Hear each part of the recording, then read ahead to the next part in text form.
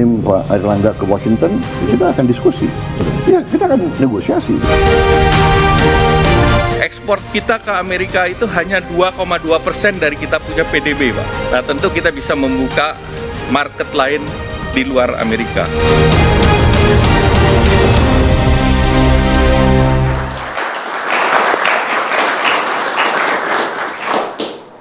Selamat malam pemirsa, senang sekali hari ini malam hari kembali menyapa Anda di Indonesia Business Forum bersama dengan saya Celia Alexandra. Pemirsa, tampaknya perang tarif semakin memanas nih. Kalau di studio saya saat ini dingin tapi perang tarif semakin memanas pemirsa. Hari ini tarif resiprokal Trump sudah mulai diberlakukan. Indonesia menjadi salah satu negara yang terkena tarif resiprokal Trump sebesar 32%. Berbagai dampak sudah kita lihat, mungkin sudah kita baca di media terkait dengan turunnya demand atau permintaan dan bahkan ini bisa berpengaruh terhadap PHK. Apakah betul dan apakah ada peluang pemirsa yang bisa dimanfaatkan oleh Indonesia dari resiprokal tarif Trump ini? Kita akan bahas di Indonesia Business Forum dengan sejumlah narasumber yang sudah kami hadirkan di studio dan juga yang hadir melalui Zoom pada malam hari ini pemirsa. Saya akan sapa terlebih dahulu.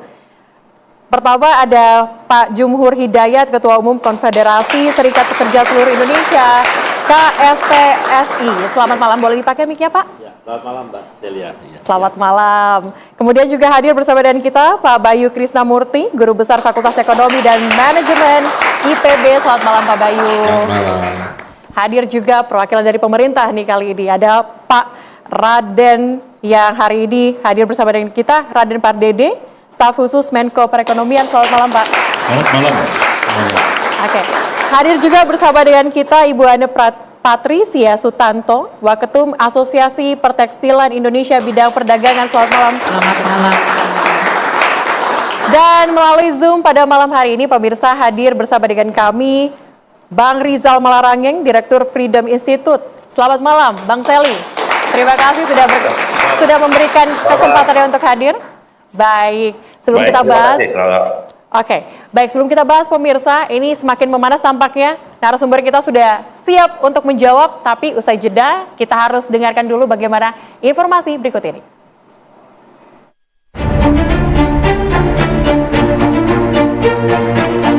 Hari ini, kebijakan tarif resiprokal yang diberlakukan Presiden Amerika Serikat Donald Trump ke sejumlah negara, termasuk Indonesia, mulai berlaku efektif. Trump memutuskan menaikkan tarif hingga 32% terhadap produk ekspor Indonesia, termasuk tekstil, alas kaki, hingga komponen elektronik. Presiden Prabowo Subianto menyatakan Indonesia siap berunding dengan Amerika Serikat untuk merespon pemberlakuan tarif impor. Kita koordinasi, kemarin Menteri Menko Perekonomian Pak Airlangga dari Kuala Lumpur koordinasi, nanti menteri-menteri ASEAN juga akan koordinasi, dan kita terus hubungan negosiasi. Saya akan kirim Pak Airlangga ke Washington, kita sudah punya kontak dengan tokoh-tokoh di Washington, kita akan diskusi, ya kita akan negosiasi. Sementara itu, Menko Perekonomian Airlangga Hartarto menilai kebijakan Trump membuka peluang bagi Indonesia untuk menarik perusahaan multinasional. Mengingat beberapa negara di kawasan ASEAN dikenakan tarif resiprokal lebih tinggi dari Indonesia.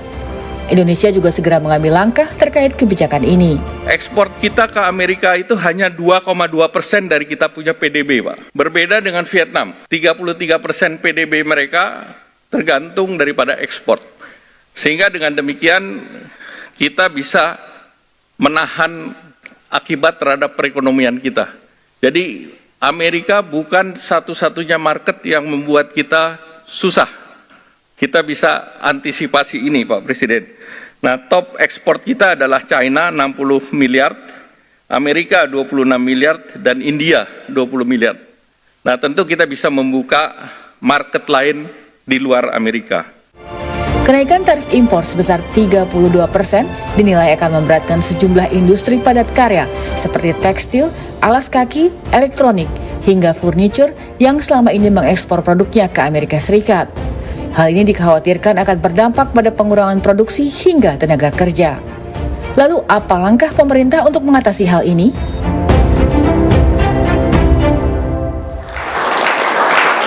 The difference ya. Tadi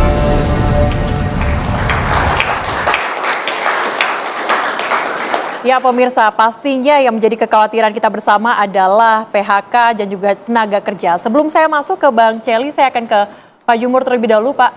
Kalau Anda melihatnya saat ini pasti ada kekhawatiran begitu di Ya, tenaga kerja. pasti. Respon dari para tenaga kerja seperti apa, Pak? Pasti khawatir karena pasti demand permintaan teorinya berkurang kan. Oke. Nah, cuman begini, ini bisa kita ambil hikmahnya juga ya. Hikmahnya begini, dan kemarin sudah dibicarakan juga, kita bisa memperkokoh sistem domestik ekonomi kita, sirkular domestik ekonomi. Jadi uang tuh beredar di dalam negeri kita. Dan sebetulnya kalau itu kita dari jauh-jauh hari udah lakukan itu Bu ya, barang-barang kita utamanya harus dibeli oleh rakyat kita dulu gitu loh. Dan ini idenya bagus, misalnya memperkaya petani, nilai tukar petani ditinggiin Pak, jangan cuma 102, 103 terus. Kalau Thailand bisa 120, 140% nilai tukar petaninya, kenapa di kita kok di angka 105, 103? Jadi petani nggak pernah punya duit gitu. Ada 130 juta orang di desa, kalau nilai tukar petani dengan menghajar rente-rente pedagang yang nggak puguh itu, Bulog serius kerjanya, ya itu petani kayak 10% aja. Wih, itu pabrik-pabrik buka lagi tuh, beli baju, beli sepatu, beli apa. Nah ini proses belajar di kita. Jadi serius, domestic ekonomi ditumbuhkan. Yang kedua, soal pasar tadi saya setuju memang ada diversion ya ke berbagai negara itu masih terbuka peluang. Saya rasa sebaiknya Presiden panggil semua dubes dan fungsi ekonomi, di brief, buka pasar di mana-mana gitu ya untuk produk-produk itu. Nah yang terakhir nih yang karena harus cepat ya, itu juga pasar dalam negeri tadi Bu. Saya kalau nggak salah sorry ya, kira-kira ilegal TPT itu sampai 30%. Oke. Import yang sangat mudah 40%. Jadi import safeguard kita yang paling rendah di ASEAN saja. Jadi kalau di sana syarat impor tuh ada 10 gitu, di kita mungkin cuma 4, cuma 5. Jadi mudah sekali masuk barang ini gitu. Sehingga ibu yang berproduksi habis sama impor, tambah yang ilegal. Nah kalau ilegal aja dihabisin ini, itu naik pasar 100% loh Bu. Jadi market share di kita yang ibu-ibu kerja ini cuma 30-40%. Begitu import yang 30% ditenggelamin yang nggak jelas orang-orang ini, langsung pasar tuh naik plus gitu. Nggak ada PHK, yang ada menyerap tenaga kerja. Jadi penegakan hukum di soal ilegal itu penting banget dan datanya ada kok. Oke. Tahun 2022-2023 dari China aja itu ada 59 triliun yang tidak bisa dipertanggungjawabkan antara data di Cina dengan data di Indonesia. Di sana ekspornya segini, kalau di sini diterima sekian. Nah, artinya kan itu ilegal. Nanti udah semua orang tahu lah, barangkali ibu juga tahu.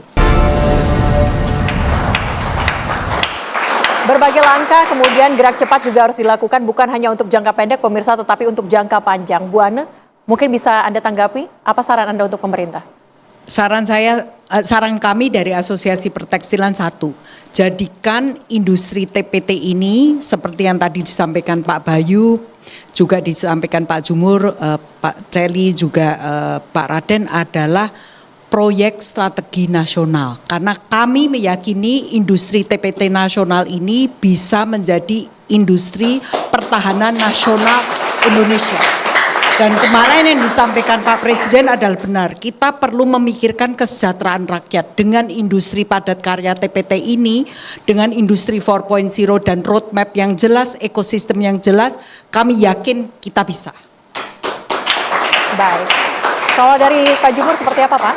Saya rasa saya ingin menggarisbawahi soal affirmative action dari Presiden ya, yang agar produk kita dibeli oleh rakyat kita. Bahkan beliau menyebut mungkin anak-anak SD, SMP yang puluhan juta jumlahnya, mungkin juga nanti ASN, tentara, polisi, belilah sepatu, beli baju, beli apa, ada afirmatif itu artinya lebih serius gitu untuk membeli produk dalam negeri. Itu satu harus dilakukan. Yang kedua tadi, pastikan ubah nih sistem rantai distribusi lokal dalam negeri ya, yang tadi soal pertanian dan sebagainya, sehingga banyak orang punya duit gitu loh. Terutama petani yang punya duit sehingga dia bisa beli. Nah yang ketiga, yang terpenting jangka pendek, Satgas PHK segera diimpreskan, itu perintah Presiden loh, agar ada Satgas PHK yang intinya memitigasi. Jadi ada perencanaan PHK, reskilling, pindahkan ke tempat lain dan sebagainya, bahkan bekerja di luar negeri dan sebagainya, itu Satgas itu penting. Dan saya rasa 1-2 hari ini impres tentang Satgas itu harus dipastikan ada, Dan kepada pengusaha tentunya jangan buru-buru pengen PHK, Bu. Kalau bisa ada selang-seling, ada pengurangan jam kerja. Oke. Ya kalau udah nggak bisa ya apa boleh buat, tapi dengan cara yang tadi. Jadi ada mitigasi lah. Oke. Kira-kira begitu. Terima kasih. Pak Bayu. Dan terima kasih pemirsa. Demikian Indonesia Business Forum, kita akan kembali lagi dan bertemu lagi pekan depan. Saya Celia Alexandra, terima kasih, sampai jumpa.